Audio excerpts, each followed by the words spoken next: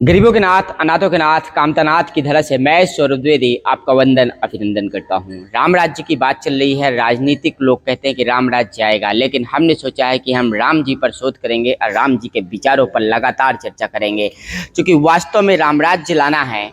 और राम राज्य तभी साकार होगा जब निर्धन, शोषित, वंचित इन सब के जीवन में एक क्रांतिकारी परिवर्तन हो जाएगा। सभी समृद्ध हो जाएंगे, सभी सुखी होंगे। बहुत बहुत स्वागत है महाराज जी आपका हमारे यूट्यूब चैनल पर। राधे राधे।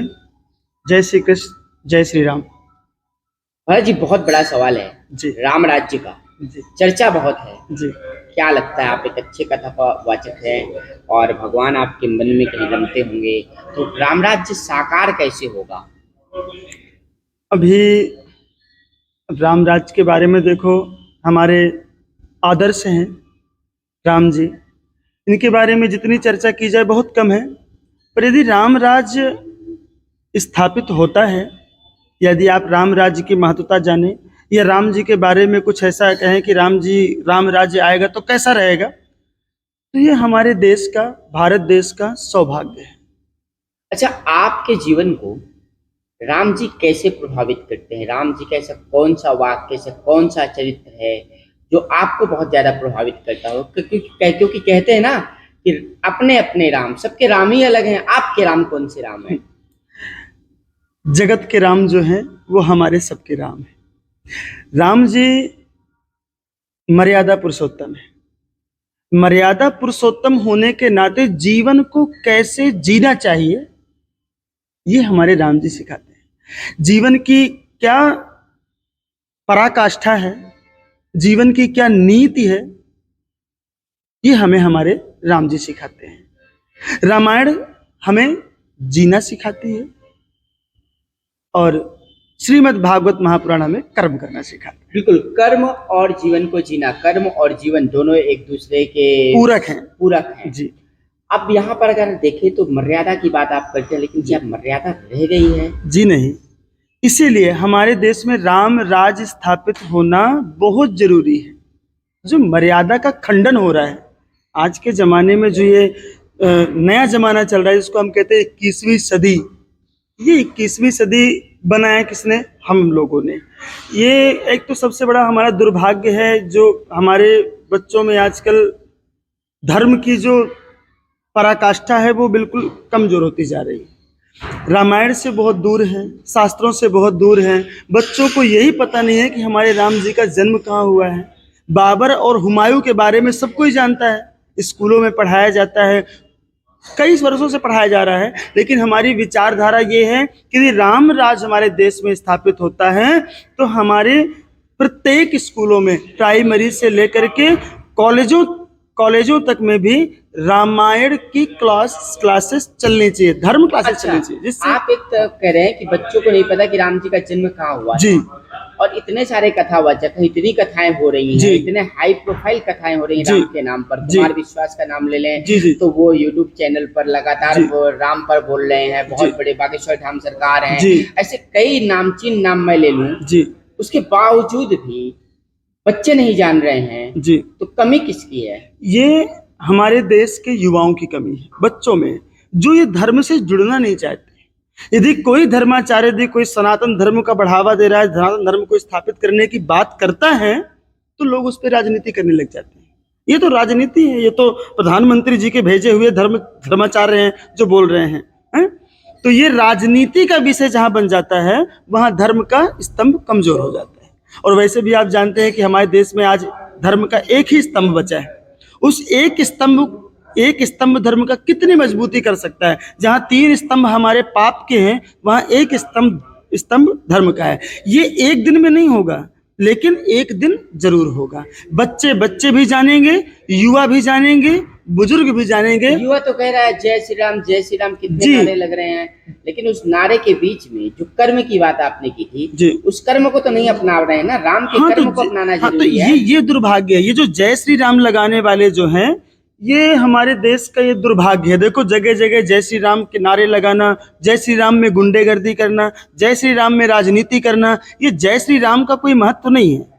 जय श्री राम का महत्व तो कथाओं में हम कई बार कहते हैं, किसी एक व्यक्ति था, बहुत पापी व्यक्ति था, जीवन में कभी उसने गलती से एक बार राम राम बोल दिया होगा, मृत्यु होने के बाद यमराज के यहाँ पहुंचा, उसकी फाइल देखी गई, जीवन में कभी उसने कोई धर्म किया नहीं, कभी उसने गलती से राम नाम ले लिया होगा। अब उस राम नाम के महत्व को जानने के लिए धर्मराज और चित्रगुप्त सब के सब भगवान के पास पहुंचे थे कि ये राम नाम की महिमा क्या है। इसे हमें तो पता नहीं, क्योंकि धर्मराज जी भी तो राम के भक्त थे, उनको ही पता नहीं था कि राम के नाम की महिमा क्या है। इस महिमा को जानने के लिए भगवान तक गए। तो भगवान के पास जब पहुंच करके देखा तो भगवान जी देख करके बड़े मुस्कुराए, बोले हे भगवान ये क्या हो गया।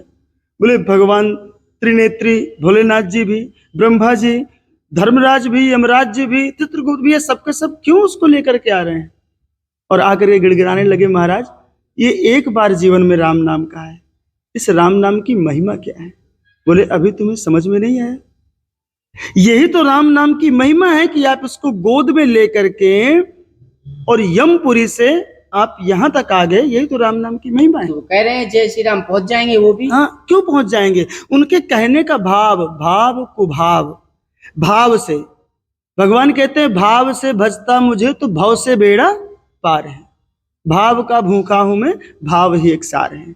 जो भाव से राम नाम, जय श्री राम चिल्लाने का नहीं है, जय श्री राम गौमुखी में हाथ डाल के माला जपने का है। जो माला जपते हैं उनकी मुक्ति निश्चित है, और जय श्री राम लेके तलवार घुमाने वालों की मुक्ति नहीं होगी, ये अनर्थ है।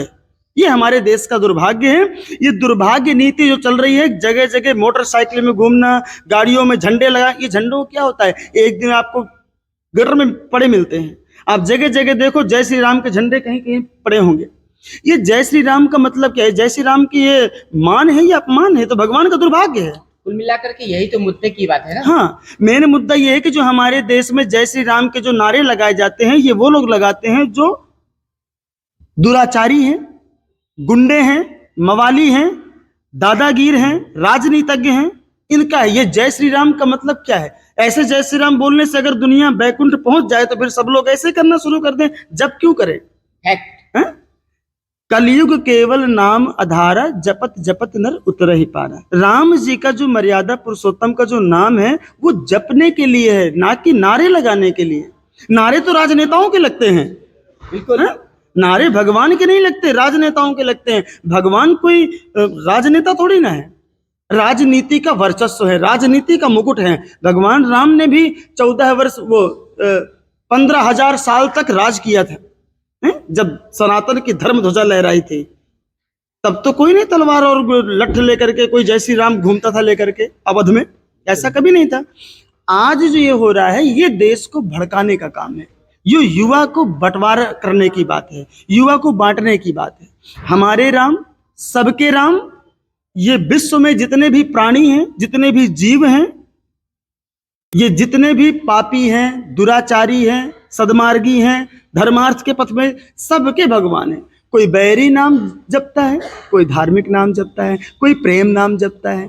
भगवान के हजारों नाम हैं, जिसको कोई नाम अच्छा लगे वो अपना नाम माला में जपे, शांत बैठ करके। भगवान के नाम अगर ऐसे जपते तो जो पहले के ऋषि मुनि जपते थे, दीमक लग जाती थी उनके, तो वो युगों युगों तक क्यों जपते, वो भी जय श्री राम बोल करके भगवान को प्राप्त कर लेते। तो जय श्री राम बोलने से भगवान की प्राप्ति नहीं होगी। तो कुल मिलाकर के आप ये कहना चाहते हैं ना जी कि राजनीतिक प्रयोग बंद होगा तभी रामराज साकार होगा। बिल्कुल साकार होगा। राम जी पे राजनीति करना ही सबसे बड़ा दुर्भाग्य है हमारे देश का।